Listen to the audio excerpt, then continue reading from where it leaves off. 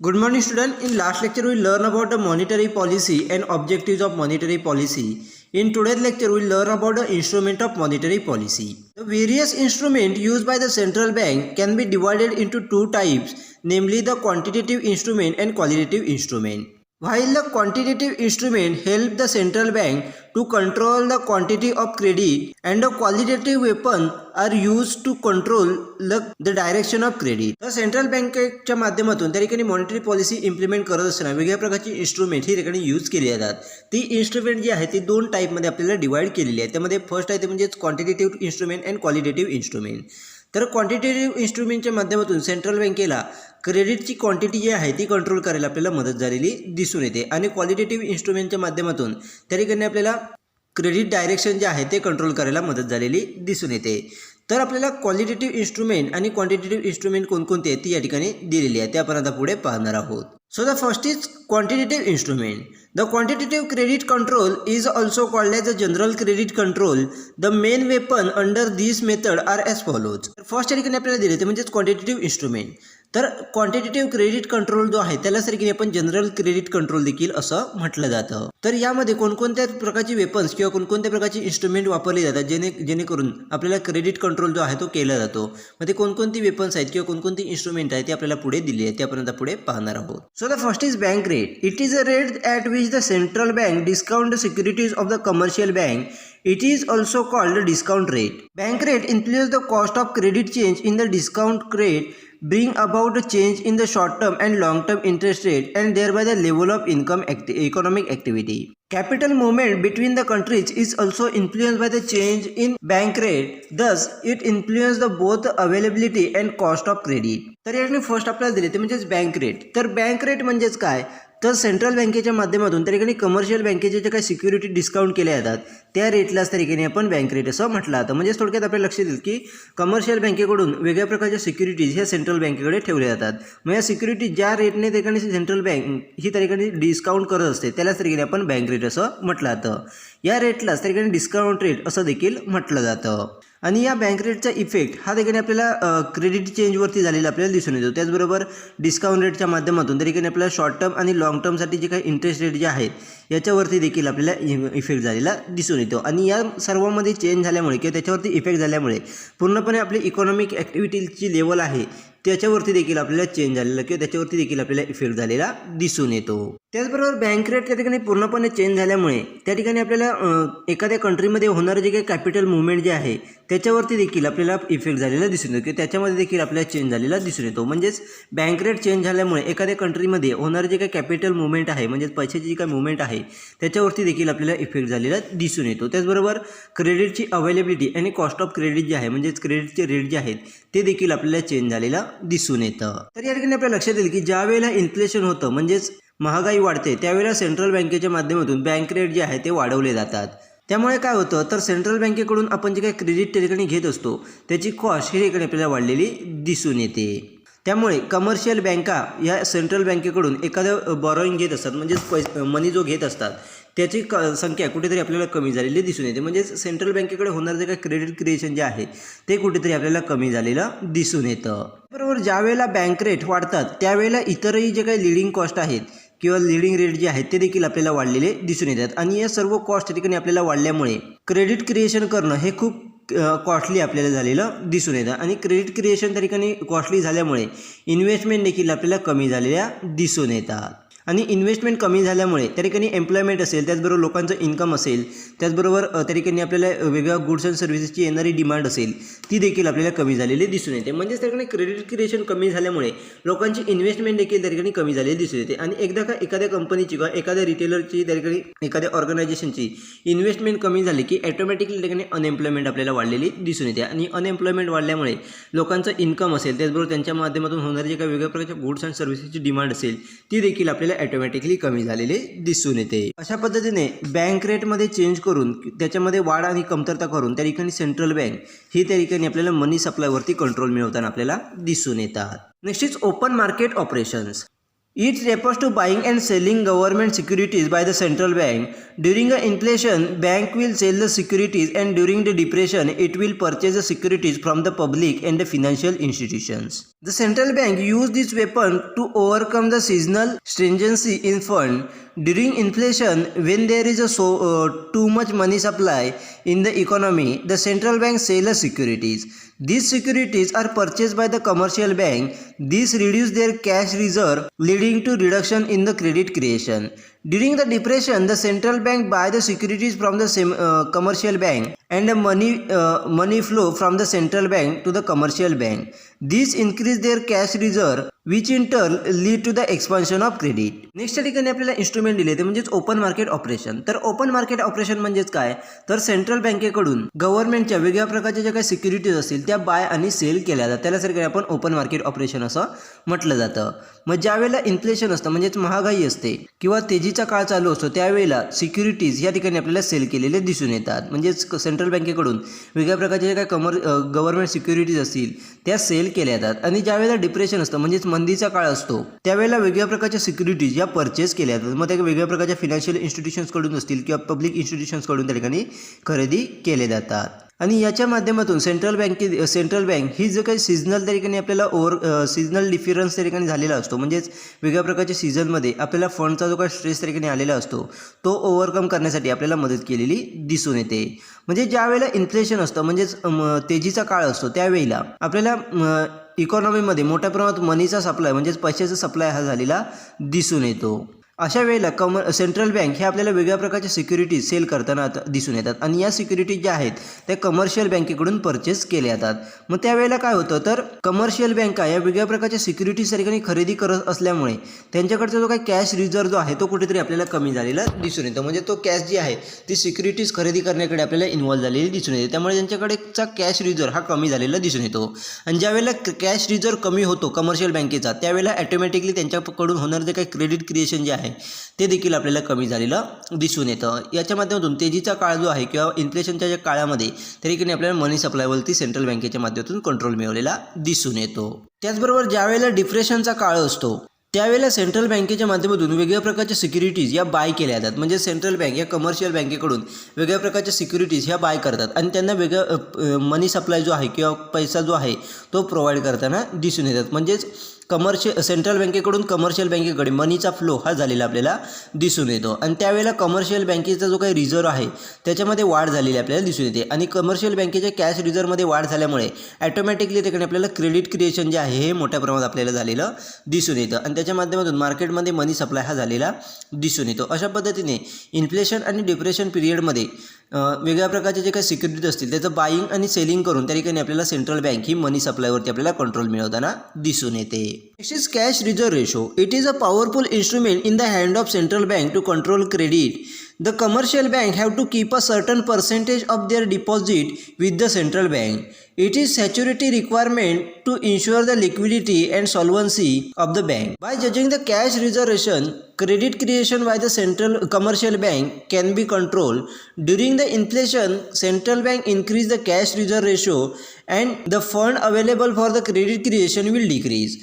On the contrary, when the cash reserve ratio is reduced during the depression, a credit creating capacities of the central bank, commercial bank will increase. Next ठिकाणी आपल्याला दिले ते म्हणजेच cash reserve ratio. तर cash reserve ratio म्हणजेच काय, तर वेगळ्या प्रकारच्या ज्या काही सेंट्रल बँक कमर्शियल बँका आहेत त्या कमर्शियल बँकेला आपल्या रेव्हेन्यूमधील काही पर्सेंटेज अमाऊंट ही त्या ठिकाणी आपल्या सेंट्रल बँकेकडे डिपॉझिट करून ठेवावी लागते. त्यालाच ठिकाणी आपण कॅश रिझर्व रेशो असं म्हटलं जातं. आणि हे सगळ्यात महत्त्वाचं पॉवरफुल इन्स्ट्रुमेंट सेंट्रल बँकेकडे ज्या आहे ज्याच्या माध्यमातून सेंट्रल बँक ही आपल्याला क्रेडिट कंट्रोल ही इफेक्टिवली करू शकते.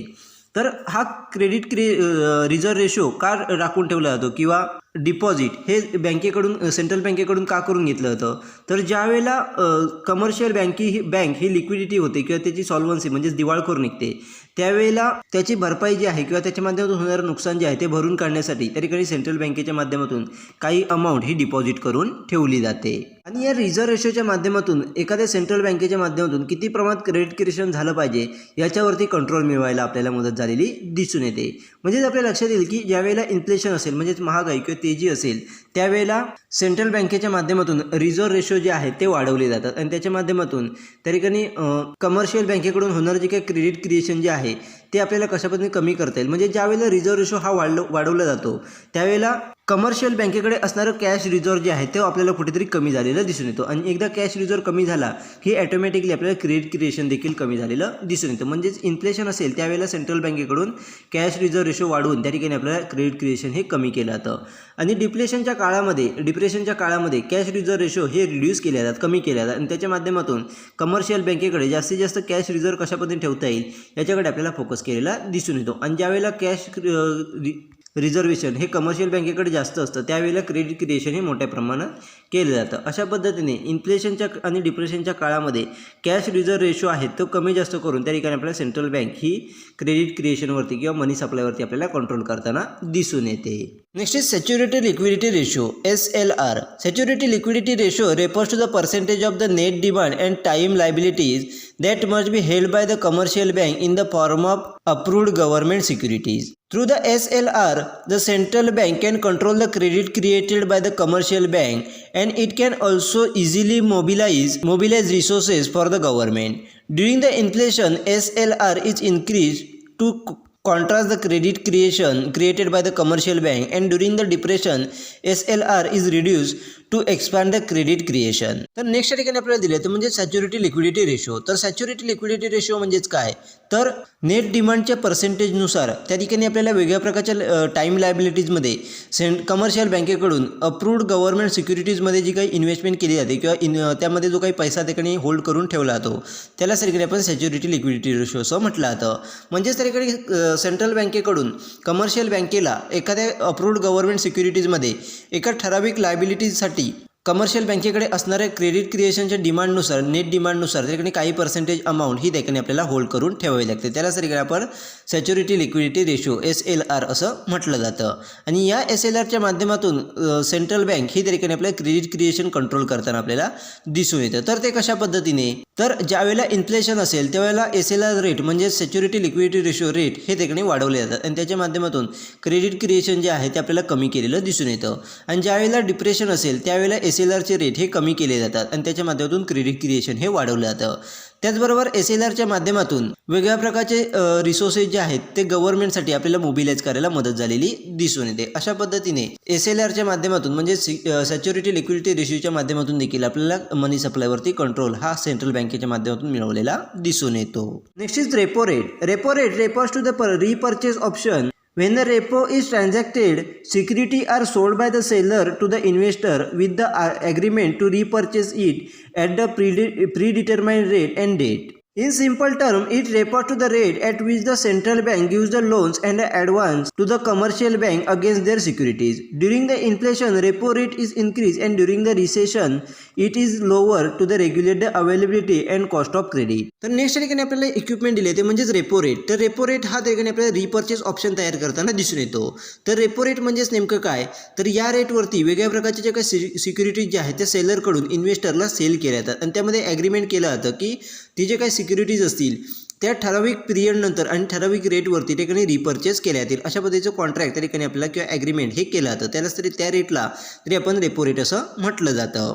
फॉर एक्झाम्पल म्हणजेच थोडक्यात जर सांगायचं झालं तर आपल्याला लक्षात येईल की सेंट्रल बँकेकडून कमर्शियल बँकेकडे असणारे ज्या काही वेगळ्या प्रकारच्या सिक्युरिटीज असतील त्या सिक्युरिटीजवरती लोन किंवा ॲडव्हान्स पेमेंट हे ठिकाणी प्रोव्हाइड केलं जातं आणि ते पेमेंट हे ठराविक काळानंतर किंवा ठराविक रेटने त्या ठिकाणी आपल्याला रिपे करावं लागतं. त्यालाच ठिकाणी आपण रेपो रेट असं म्हटलं जातं. तर ज्या वेळेला इन्फ्लेशन पिरियड असतो त्यावेळेला रेपो रेट हे आपल्याला वाढलेले दिसून येतात आणि ज्या वेळेला रिसेशन असतं त्यावेळेला रेपो रेट हे कमी झालेले दिसून येतात आणि त्याच्या माध्यमातून तरी काही आपल्याला वेगळ्या प्रकारची क्रेडिट क्रिएशन जे आहे किंवा कॉस्ट ऑफ क्रेडिट आहे किंवा अवेलेबिलिटी आहे ही तरीकेने आपल्याला रेग्युलेट केलेली दिसून येते. अशा पद्धतीने रेपो रेटच्या माध्यमातून देखील सेंट्रल बँक या ठिकाणी आपल्याला मनी सप्लायवरती कंट्रोल मिळवताना आपल्याला दिसून येतात. Next is reverse repo. Reverse repo refers to the rate at which the commercial bank park their fund with the central bank. In other words, it is rate at which the central bank borrow from the commercial bank. While the repo help to inject the liquidity into the market, reverse repo help to absorb liquidity from the market. When the repo is revised by the RBI, reverse repo get automatically revised. The difference between the two rates is always 100 basis point or the 1% both repo 1%. Both the repo and reverse repo are very useful to control the credit and ensure the stability. The current reverse repo rate is 5.75%. तर next या ठिकाणी आपल्याला instrument दिले ते म्हणजेच reverse repo. तर reverse repo म्हणजेच काय, तर ज्या रेटला कमर्शियल बँका या सेंट्रल बँकेकडे आपला जो काही फंड आहे तो पार्क करून ठेवतात त्याला ठिकाणी आपण रिव्हर्स रेपो असं म्हटलं जातं. म्हणजेच थोडक्यात सेंट्रल बँक ही वेगळ्या प्रकारच्या कमर्शियल बँकेकडून मनी जो आहे किंवा फंड जो आहे तो बॉरो करते आणि ज्या रेटला तो बॉरो करते त्याला ठिकाणी आपण रिव्हर्स रेपो असं म्हटलं जातं.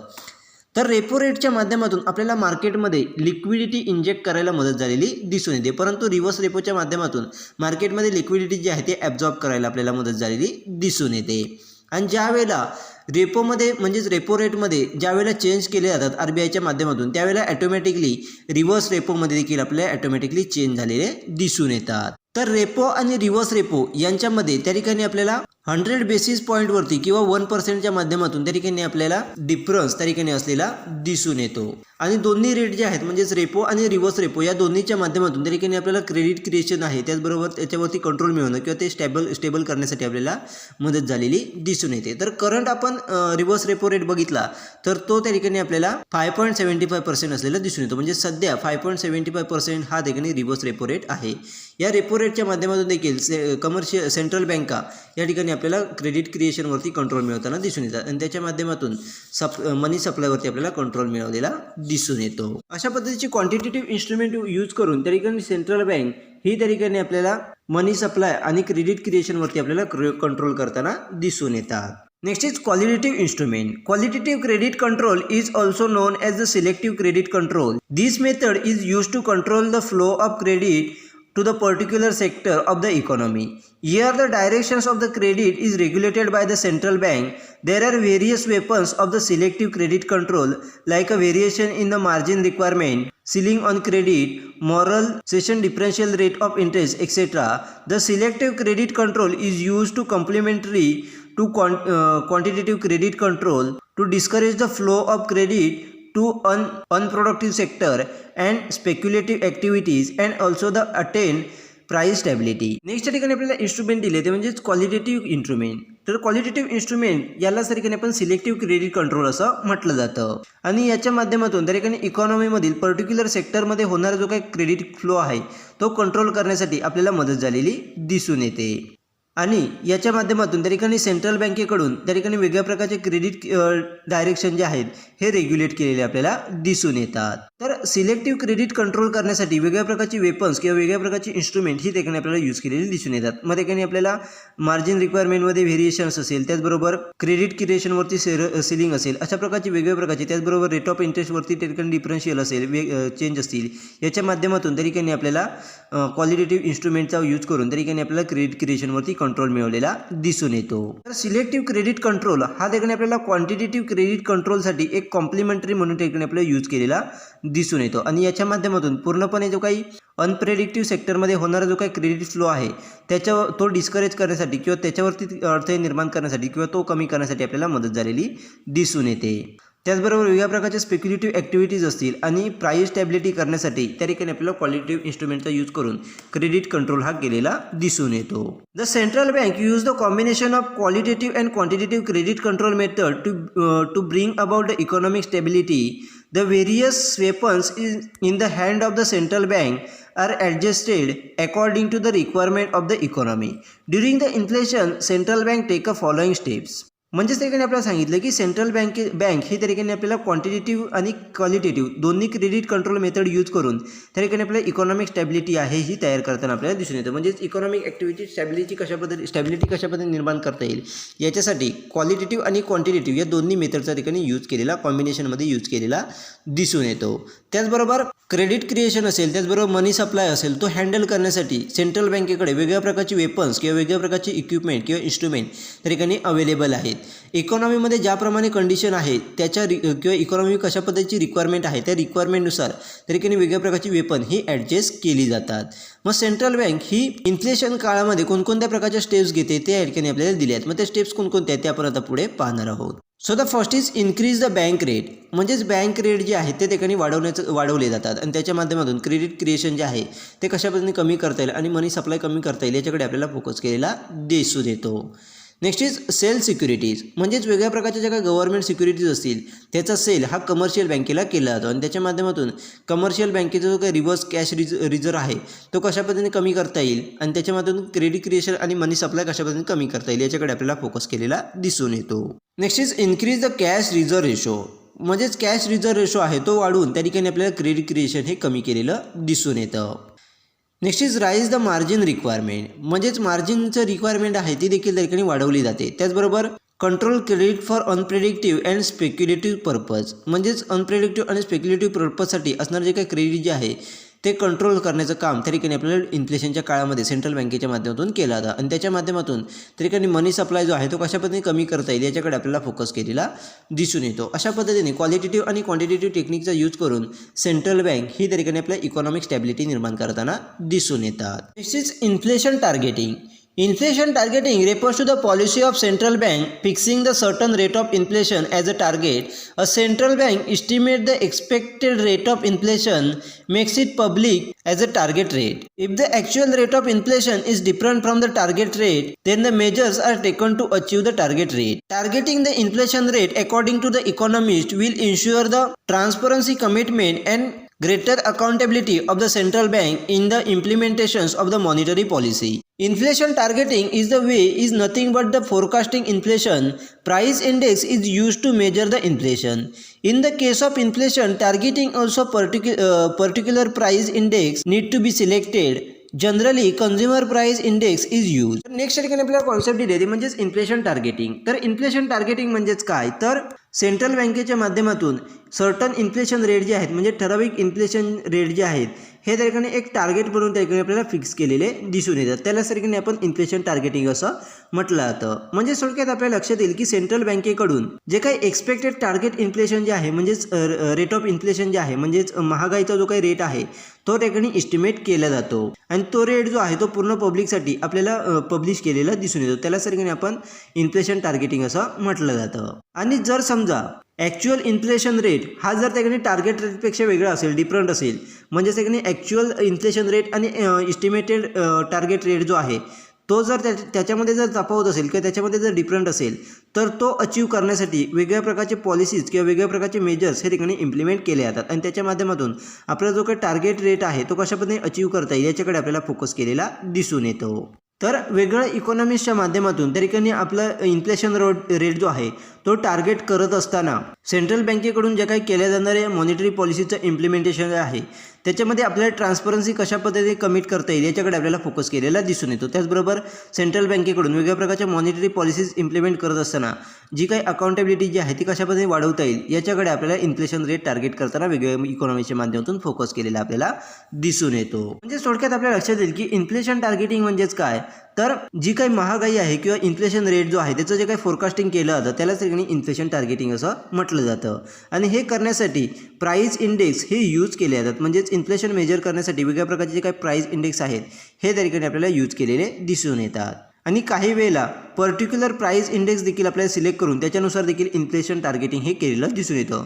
जनरली जर बघितलं तर कंझ्युमर प्राइस इंडेक्स हा यूज करून त्या ठिकाणी आपल्याला इन्फ्लेशन रेट हा टार्गेट केलेला दिसून येतो. Many countries are experience with the inflation targeting. The Reserve Bank of India has announce the inflation target of 4% with plus और minus 2% as a tolerance level. This inflation target is for the period of 5 years from the 2016 to 2021. The government set a target in consultation with the Reserve Bank of India.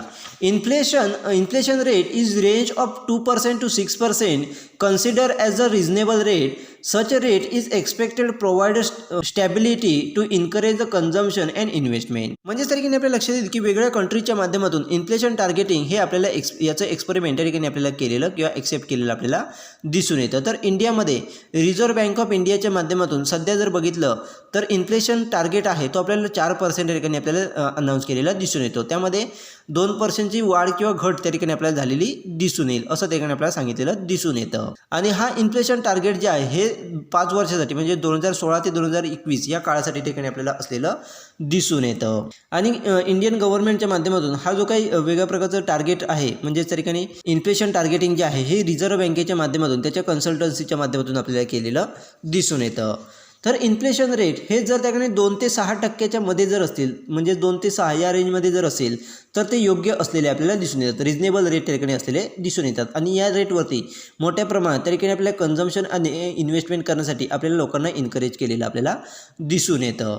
म्हणजे थोडक्यात आपल्या लक्षात येईल की 2 ते 6 हा जो काही इन्फ्लेशन रेट आहे तो योग्य असलेला दिसून येतो. त्याच्यापेक्षा कमी किंवा जास्त हा ठिकाणी आपल्याला इकॉनॉमीसाठी मोठ्या प्रमाणात धोके निर्माण करणार किंवा त्याच्यावरती आपल्याला इफेक्ट करणार आपल्याला दिसून येतो. तर इन्फ्लेशन टार्गेटिंगचं सक्सेस हे वेगळ्या फॅक्टरवरती आपल्याला डिपेंड असलेलं दिसून येतं. मग ते फॅक्टर कोणकोणते आहेत ते आपण आता पुढे पाहणार आहोत. So the first is well develop financial system. म्हणजेच कंट्रीमध्ये असणारी वेगळ्या प्रकारची जी काही फिनान्शियल सिस्टम आहेत त्या कशा पद्धतीच्या आहेत, त्या जर योग्य पद्धतीने डेव्हलप केल्या असतील, चांगल्या पद्धतीचे डेव्हलप फिनान्शियल सिस्टम असेल तर इन्फ्लेशन ऑफ जे टार्गेटिंग आहे ते योग्य पद्धतीने आपल्याला सक्सेसफुल झालेलं दिसून येतं. Next is autonomy for the central bank. म्हणजे सेंट्रल बँकेकडून योग्य पद्धतीने ऑटोनॉमी त्या ठिकाणी केली असेल तर त्याच्या माध्यमातून देखील आपल्याला इन्फ्लेशन हे कंट्रोल करायला किंवा इन्फ्लेशन टार्गेटिंग हे सक्सेसफुल झालेलं आपल्याला दिसून येतं. Next is adequate and accurate availability of data. म्हणजेच वेगळ्या प्रकारचा जो काही डेटा आहे इकॉनॉमिकल डेटा तो जर ॲडिक्वेट आणि ॲक्युरेट म्हणजेच योग्य असेल आणि कोणत्या प्रकारची चुकी किंवा त्रुटी त्या ठिकाणी नसतील तर त्या ठिकाणी इन्फ्लेशन टार्गेटिंग हे सक्सेसफुल आपल्याला झालेलं दिसून येतं. आणि जर डेटामध्ये कोणत्याही प्रकारच्या त्रुटी किंवा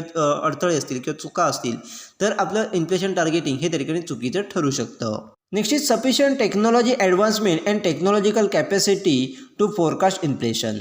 म्हणजेच त्या ठिकाणी इन्फ्लेशन फोरकास्ट करण्यासाठी वेगळ्या प्रकारची ॲडव्हान्स टेक्नॉलॉजीचा यूज करून त्या ठिकाणी आपण फोरकास्ट करणं गरजेचं असतं. त्याचबरोबर आपली जी काही वेगळ्या प्रकारची टेक्निकल कॅपॅसिटी आहे त्याचा यूज करून त्या ठिकाणी आपण फोरकास्ट करणं गरजेचं असतं. तरच आपण योग्य पद्धतीने त्या ठिकाणी इन्फ्लेशन टार्गेटिंग करू शकतो. Next is non interference of the government in the working of the central bank.